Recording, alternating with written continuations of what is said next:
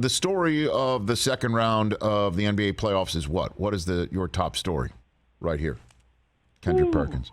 You know what? The top story to me is Ja Morant. I think it has to be Ja Morant. Look, when you talk about the greatest individual performance thus in this playoffs, it was last night. And Ja Morant put on a clinic yesterday. I mean, when you talk about what he did going head-to-head with Steph Curry, one of the all-time greats, in my opinion, the top 10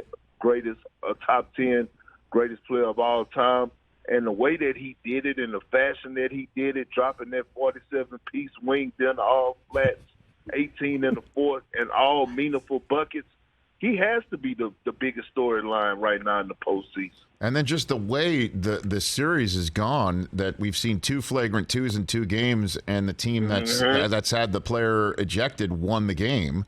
What did you make of Steve Kerr's comments saying that Dillon Brooks broke a code? What do you think of that one? Well, you know what, Rich? I will say this. For the first time, I agree with Steve Kerr.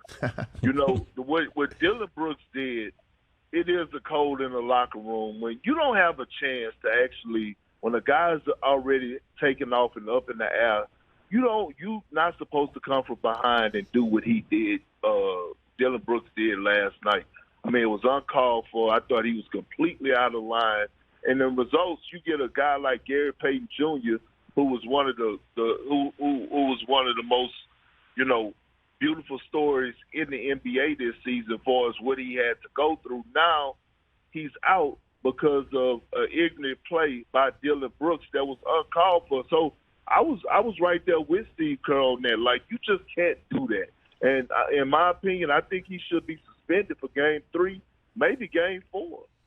Is that because of the injury, though, Kendrick? That if Gary Payton II had bounced up, then Brooks shouldn't be suspended? Like we're in that nether region that we seem to find ourselves in either playoff basketball or hockey, when somebody gets hurt due to a dirty play or a code violating play, that we react even more stridently when we see how hurt somebody is. No, I agree, and I think that plays a huge part in it. But the fact that he didn't make a play on the ball and wasn't trying to make a play on the ball, like people trying to downplay it and say, oh, he didn't do it intentionally or he didn't try to hurt him intentionally. Well, guess what? He tried to foul him the way he did intentionally, and no one else could make me think otherwise. Here's the thing, Rich, and I want to get your opinion on it. Okay, so listen to this.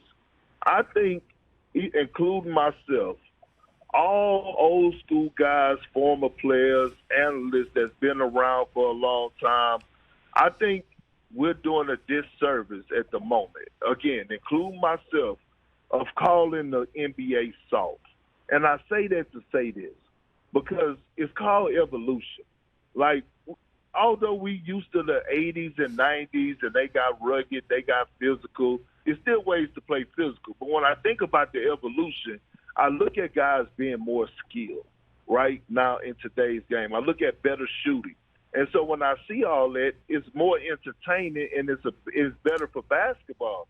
So when we criticize or we call the league soft, guys are watching. Like, a lot of NBA guys may say, oh, I don't pay attention to the media, they're lying, right? I was in those locker rooms. All those guys see everything that is said about them or about their organization, etc.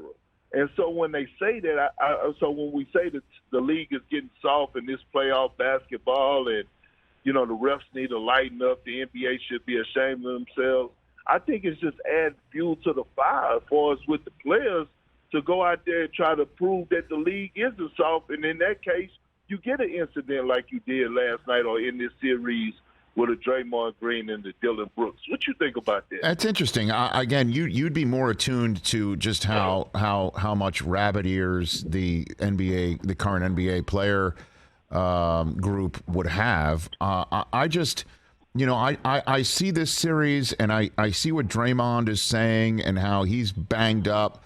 And I don't want to see anybody with a broken elbow, because I don't want to see anything a man code or an NBA code violation, right?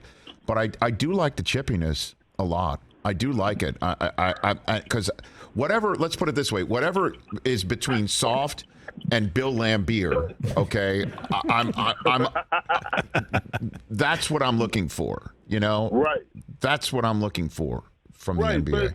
But here's the thing. You can still play physical without playing ignorant, right? So when I look at a team like the Boston Celtics who's playing physical, when I look at a guy like Giannis Antetokounmpo and the Milwaukee Bucks, they play physical. When you look at them goons from Dade County, the Miami Heat, they play physical. But they don't mean that they play ignorant. They don't mean that they make stupid plays. They don't mean that they do unnecessary type things that will cause somebody to get hurt. So it's a way to still be physical and still have that toughness and that edge and bring that type of joy to the game. Because remember, I'm all for it. You know, I don't like friendly basketball. I'm not with the jersey swap after the game. I'm not with none of that, right? I love the tension. I love the beef, you know, that people be having. But at some point in time, right, you got to lay down a law where you have to protect the players. So what did you think of Draymond's comments after the game about his double bird, you know, flipping off the fans and talking about how much money he makes so the fine doesn't matter to him? What did you think of that? Well, I'm going to say this. The double bird part, I really didn't care because I know Memphis is a hostile environment, and no one really taking that personal, right? The double bird, I mean, we done seen a lot of people do that. I think it's great entertainment. Yeah, he will get fined. I will say this, though. The thing that you don't have to do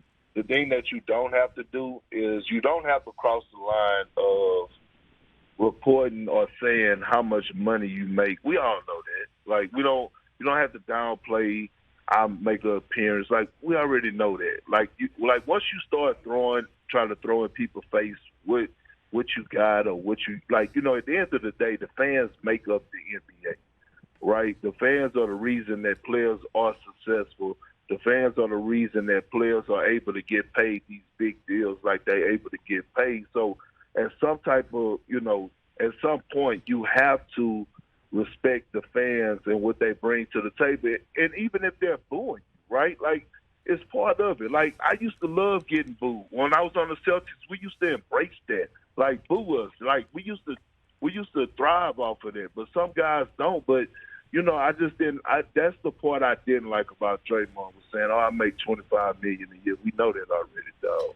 Hey, you watched all the way to the end. Thanks for that. Watch more right here.